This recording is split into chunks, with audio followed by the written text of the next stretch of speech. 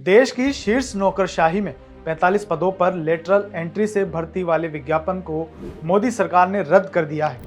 विपक्ष की ओर से इस भर्ती पर सवाल उठाए गए थे और इसे आरक्षण खत्म करने की कोशिश बताया था।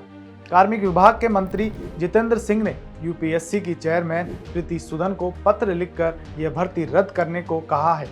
इस पत्र में जितेंद्र सिंह ने कहा कि पीएम नरेंद्र मोदी का दृढ़ निश्चय है कि संविधान में दिए गए समानता के अधिकार के तहत ही लेटरल एंट्री वाली भर्ती भी होनी चाहिए।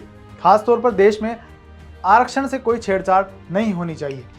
दरअसल यूपीएससी ने 18 अगस्त को विभिन्न मंत्रालयों में जॉइंट सेक्रेटरी, डायरेक्टर और डिप्टी सेक्रेटरी के पदों पर 45 स्पेशलिस्ट नियुक्त करने के लिए भर्ती निकाली। इन भर्तियों को लेटरल एंट्री के जरिए किया जाना था। हालांकि इसे लेकर विपक्ष ने हंगामा खड़ा कर दिया और सरकार के इस कदम को आरक्षण छीनने की व्यवस्था बताया। लेटरल एंट्री के जरिए विभिन्न मंत्रालयों, विभागों में रिक्तियों को अनुबंध के आधार पर 3 साल की अवधि के लिए भरा जाना था।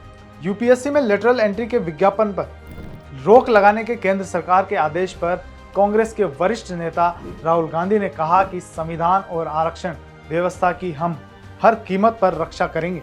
भाजपा की लेटरल एंट्री जैसी साजिशों को हम हर हाल में नाकाम करके दिखाएंगे।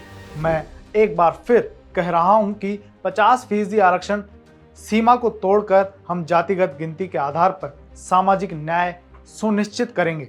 वहीं केंद्र सरकार के इस कदम पर कांग्रेस के अध्यक्ष मल्लिकार्जुन खड़गे ने कहा कि संविधान जयते, हमारे दलित, आदिवासी, पिछड़े और कमजोर वर्गों के सामाजिक न्याय के लिए कांग्रेस पार्टी की लड़ाई ने भाजपा के आरक्षण छीनने के मंसूबों पर पानी फेरा है।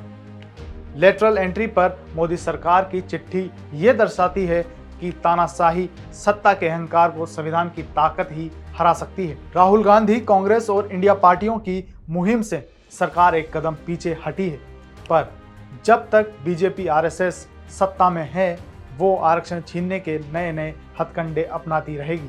हम सबको सावधान रहना होगा।